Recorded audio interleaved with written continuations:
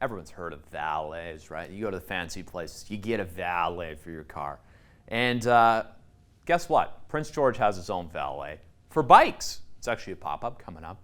We're going to talk about that today on the show. Plus, we're going to talk about some judges from Barkerville. All that and more coming up on CKPG Today.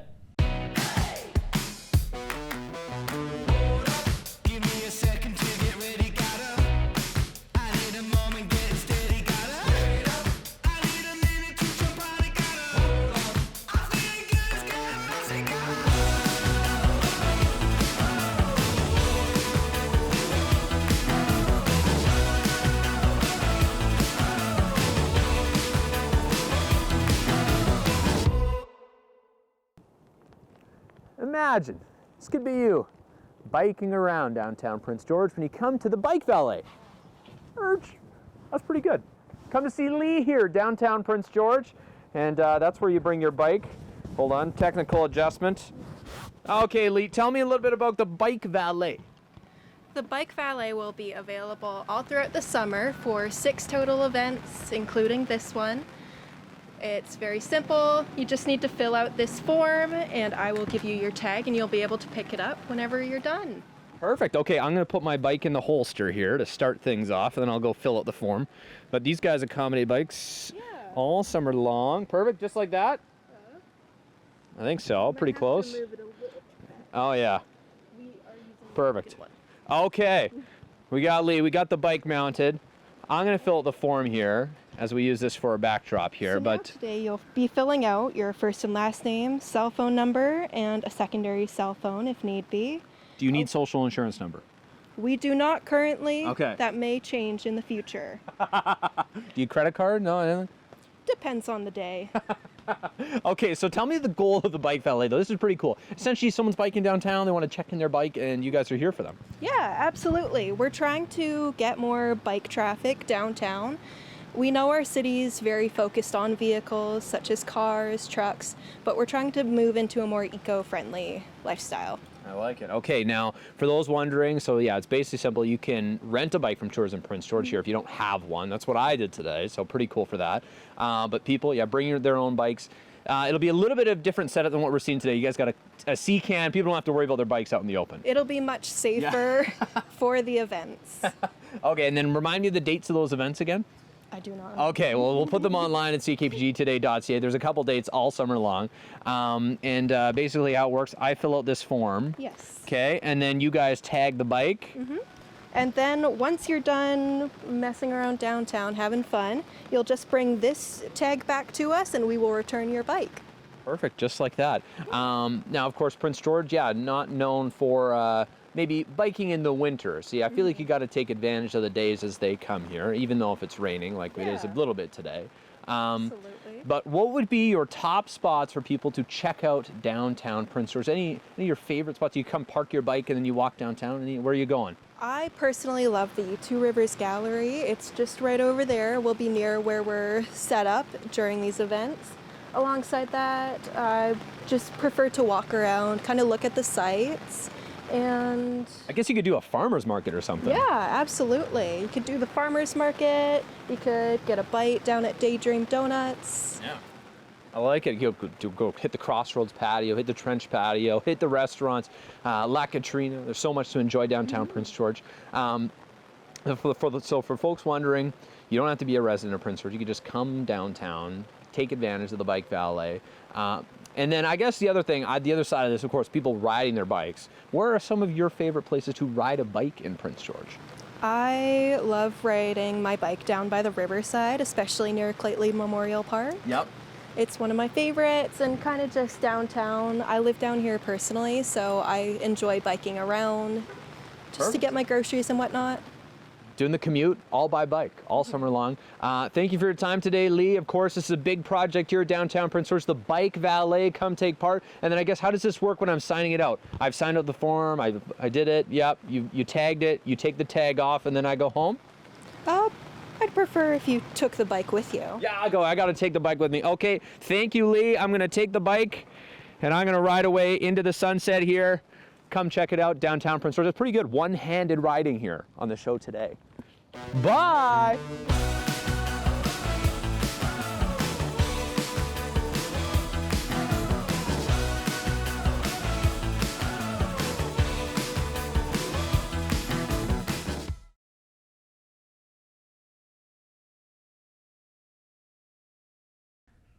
Exciting time this summer because the Prince George Public Library returns with their Summer Reading Challenge, and I think this one is a really special one. We're still lucky to have Tia and Steve in studio today to talk a little bit more about it. But this Summer Reading Challenge this year is particularly exciting. Steve, maybe we'll start with you though first here, because you're particularly exciting at the library these days. Yeah, it's a new experience for me. I took on the role of Manager of Communication and Engagement about a month ago. And here you are engaging. I'm engaging. You and I go way back, at least weeks, I would say now. At least weeks. You sent me an email a couple weeks ago, and I responded like, "Oh, it is you." Yep, So, I didn't believe it. yeah. But here we are. So it's fun. Talking about the Summer Reading Challenge, TL, I want to go to you for this too, because you're obviously part of the team here at the library. You've been involved for a lot longer than Steve has. But tell me about the Summer Reading Challenge here this year. Different themes each week. Super exciting. Super exciting. So we're taking inspiration from the BC Summer Reading Club. The overall theme is Color Your Summer. And from there, every single week is a different color and has a different theme. So red is red carpet, theater, arts, things like that. We got ocean blue, you know, some really exciting little themes, and each themed week comes with its own challenges and activities. And it's not all book related either, was what I discovered. Yes, very exciting. So of course we've got our ages 5 to 9. We're looking at tracking your reading every week. You can read anything, or if you listen to a story, that counts too.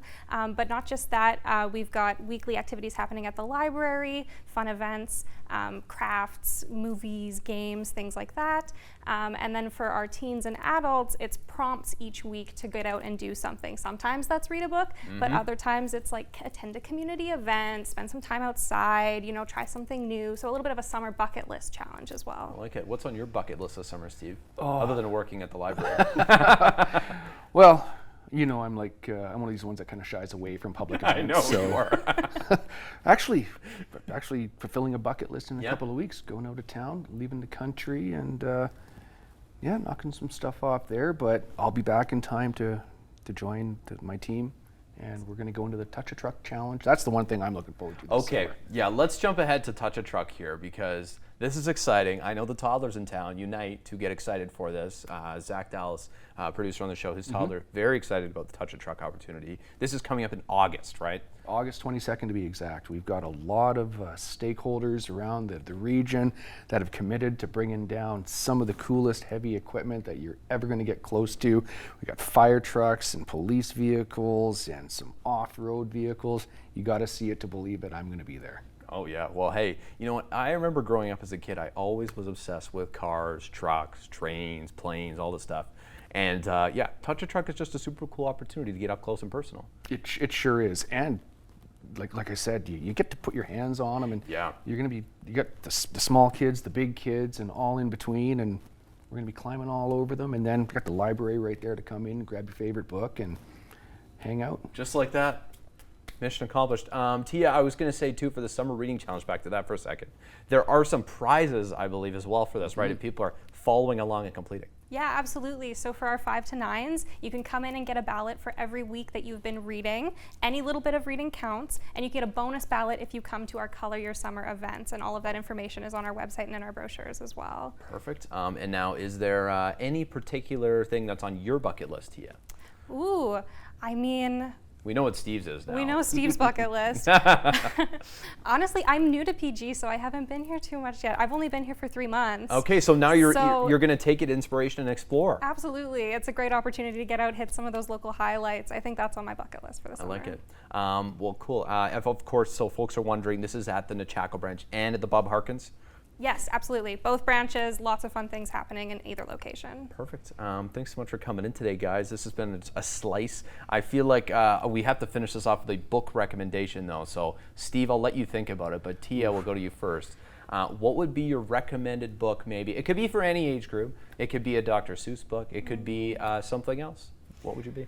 Ooh, I've been enjoying John Green's newest book, Everything is Tuberculosis. It doesn't sound very good. It No. doesn't sound very exciting, but it's really interesting. It's an interesting take on how different things around the world are related to the world's deadliest disease, which again, sounds scary, but it's taken from a really interesting, optimistic, and hopeful perspective about how the world can be doing more to be connected and to solve some of these world's biggest problems. Education is power. Good luck topping that, but go ahead. Yeah, I was going to say mine's not that in depth. I just love anything real world nonfiction, biographies. I really couldn't put my finger on any particular. If you were to look at my shelf, you'd go, wow, that's a collection. A little bit of everything. It's a little bit of everything, and one that I've got that we're going through is one on serial killers' last meals. Okay, so you're into the it's- true crime stuff. I am. like It's kind of cool. You go through there and you go, oh, I can have for breakfast what they had for their last meal and whatever. It's interesting. Steve Hamilton. Hey, you just never know what you're going to find here on the show, and today we got a real good one. Thanks so much for coming in today, you guys, and of course for any of the events, all the info, we'll link it on ckpgtoday.ca as well. For the record, my book recommendation this summer is Jonathan Swanger's book about Prince George. It's the Notorious Georges. Would recommend, in case you guys haven't divulged. So, thank you. Awesome. Thanks, Caden. It's that time on the show again. Post your pet time. Today we get to have a look at Leanne Labrador's pet cats. Yes, there are 2 cats here in the box, and while cats do love playing in those cardboard boxes, as I know, and this is a very cute one. Looks like they're ready to play a little game of Post Your Pet. Thanks so much, Leanne, for sending this one in. Of course, she's in the draw, and you can be too.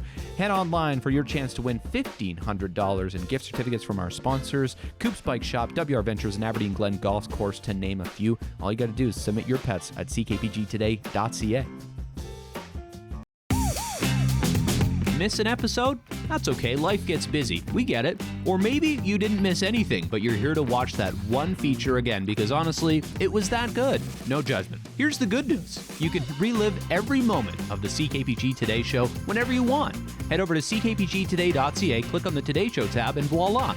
So grab some snacks, kick back, and binge away because let's face it, life's too short to miss out on great local TV.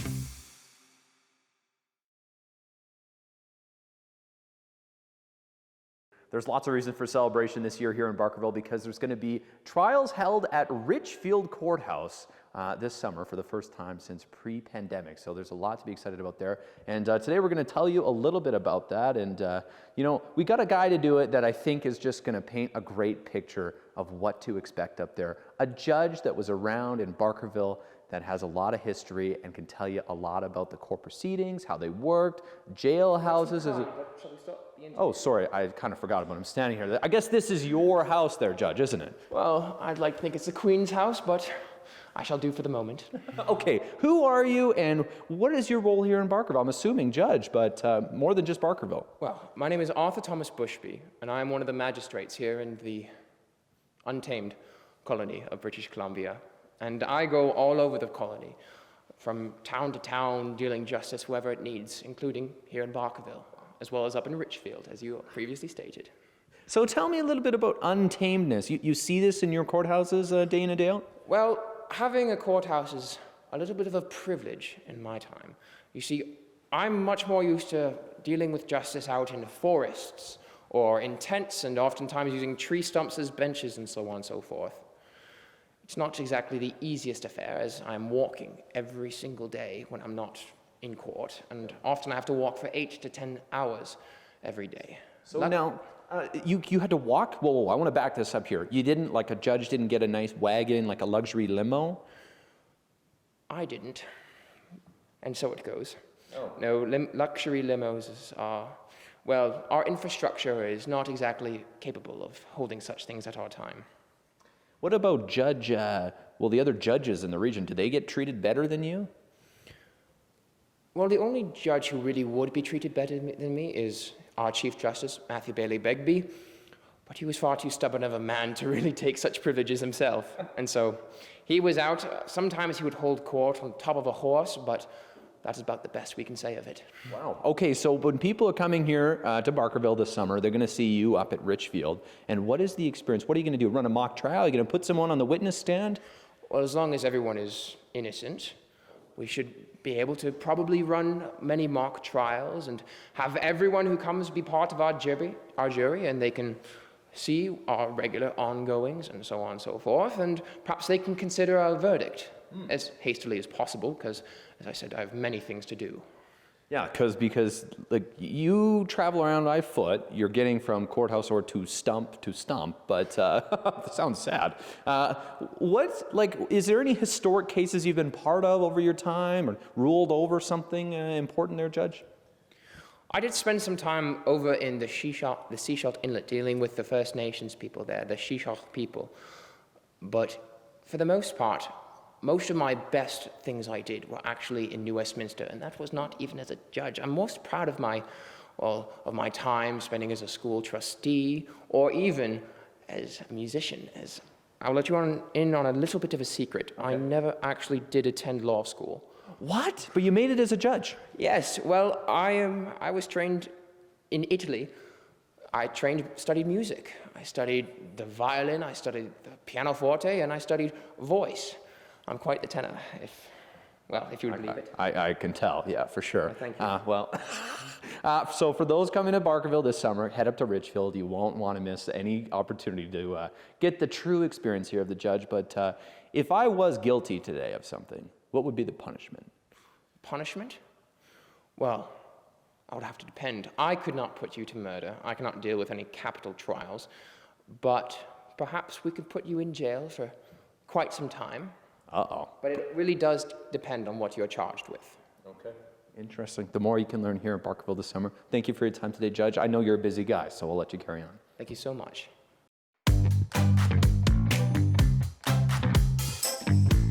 Taking a look outside at today's CKPG Snapshot, Kathy Neeson recently caught this shot of I'd say a friendly-looking moose. Doesn't look that angry. It is a, big animal. You can see next to this stump.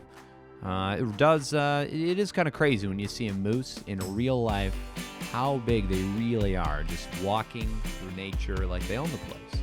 But, learned the other day that moose are not native to this area. So there's some research and a fun fact for you there as well. But thanks, Kathy, for sharing this photo. If you have one, send it our way. snapshot@ckpg.com is our email.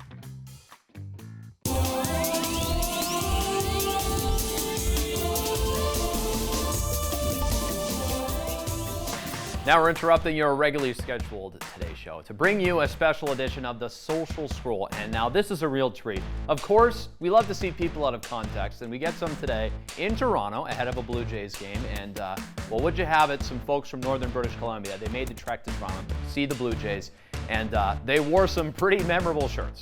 Let's roll the tape. These three super fans here are from Dawson's Creek, which is in northern BC, and they're here to see the Jays play. A group of 9 of them in total flew all the way across the country to watch the next series, and they even managed to squeeze in last night's game too. Well, how about those Springer dingers, right? I am so excited. I just can hardly wait to watch Kirk play again. He's my most favorite player. So, yeah, I'm very excited. I never miss a game at home. So, yeah, coming down is just a thrill. Amazing again. Who would have thought the way they started off this year and now where they're at, just beautiful. Yes, folks, they were from Dawson Creek, not Dawson's Creek, like the reporter said, but MVP t-shirt. The guy just loves BJs, the Blue Jays, of course. Thank you so much for this edition of the Social Scroll. You truly never know what you're going to find on this show, I'm telling you. Hey there, got an idea or suggestion for the show? Reach out and connect through our social media or send us an email at letstalk@ckpgtoday.ca.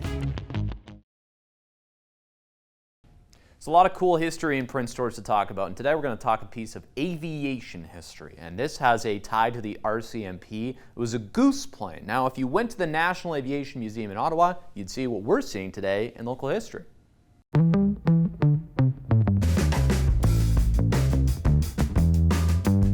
Taking a look back to 1995, that plane you see on your screen, a fairly important plane in terms of Canadian history because it was important enough to head to the National Aviation Museum in Ottawa, all the way from Prince George.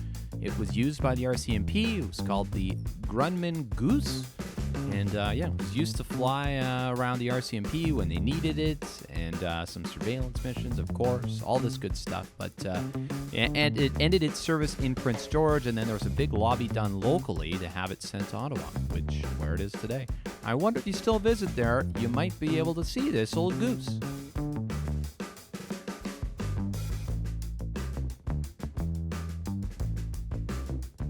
There you go, pretty cool. Yeah, it must still be there, that National Museum, right? It has to be. someone will have to let us know. But anyways, thanks so much for watching today, folks. Don't forget to submit your pets online at ckpgtoday.ca for your chance to win $1,500, courtesy of our sponsors. We'll see you for more great stuff tomorrow, folks. Bye for now.